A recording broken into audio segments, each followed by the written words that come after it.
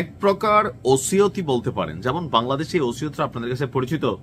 কোনো ব্যক্তি মারা যাওয়ার আগে তার ধরেন সম্পত্তি নিয়ে, তার 40 নিয়ে, অথবা তার দাফন কাফন নিয়ে অনেক সময় ওয়াসিয়ত করেন, হ্যাঁ, যে জানাজা কে পড়াবে, এরকম একটা ওয়াসিয়ত থাকে।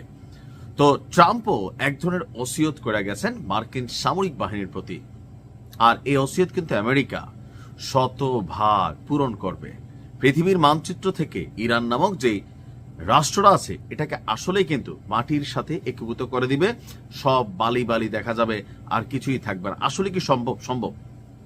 কেন সম্ভব বলি, সুপার পাওয়ার হিসেবে আমেরিকা তো নাম্বার 1, সেই ক্ষেত্রে ইরান আছে, খারাপ না, তবে আমেরিকার সাথে পাঙ্গা নিয়ে লড়াই করার মতন অবস্থানে কিন্তু নাই।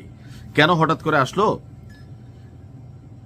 একদিকে মধ্যপ্রাচ্যের আরব সাগরে মার্কিন যুক্তরাষ্ট্রের যেই বিমানবাহী রণতরীগুলো আছে সেগুলো আপনার পৌঁছে গিয়েছে, সাথে ফ্রিগেট, ডেস্ট্রয়ার।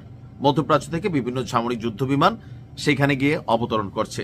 এই পরিস্থিতিতে ইরান তাদের পাল্টা জবাব দিচ্ছে যে তাদের সর্বোচ্চ নেতা অথবা তাদের ভূখণ্ডে যদি কোনো ঘটনা হয় তাহলে তারা সর্বোচ্চ পরিমাণ রিয়েকশন দিবে।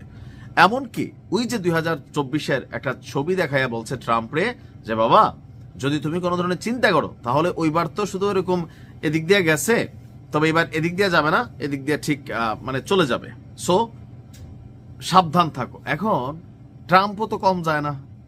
ট্রাম্পের যখন এরকম বক্তব্য দেওয়া হয়, তো ট্রাম্প তো ভাই সুপার পাওয়ার রাষ্ট্রের প্রেসিডেন্ট, সো তার তো পুনপুন্যা কথা আসবে। বলতেছে যদি ইরান আমাকে বালিশ ছাড়া শোয়াই দেয় তাহলে ইরানকে পৃথিবী থেকে মানচিত্র থেকে আমরা এইভাবে ডাস্টার দিয়া মুইচা ফেলবো। আর এই নির্দেশনা আমি অলরেডি দিয়ে রেখেছি।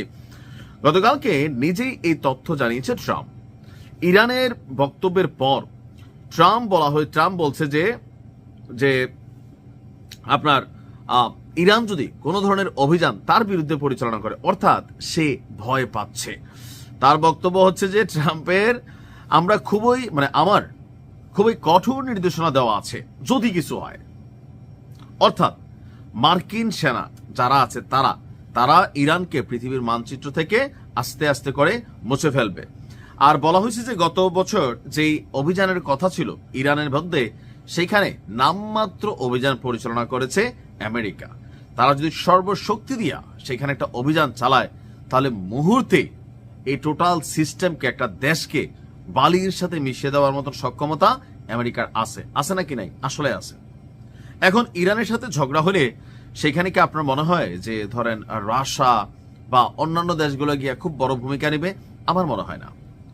এখানে কিছু কূটনৈতিক ইস্যু আছে, রাশিয়ার সাথে পশ্চিমাদের একটা ঝামেলা আছে রাশিয়া ইউক্রেন যুদ্ধ থেকে, কিন্তু কূটনৈতিক ইস্যুগুলা এখানে অনেক স্ট্রং, ব্যবসা বাণিজ্যের ইস্যুগুলা অনেক স্ট্রং।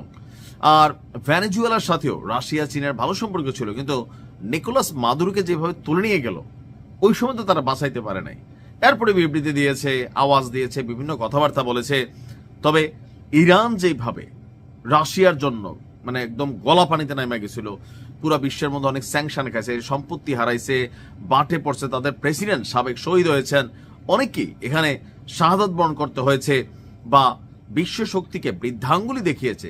তদ্রুপ ইরানের মতন করে রাশিয়া অথবা চীন কেউই কিন্তু তার পক্ষে নামবে না। যদি নামতো ভেনেজুয়েলার পক্ষে কিন্তু তাদের অবস্থান থাকার কথা ছিল, কারণ নিয়ে গেছে কত ভাই, আলোচনা মার্কেট থেকে হারাই গেছে।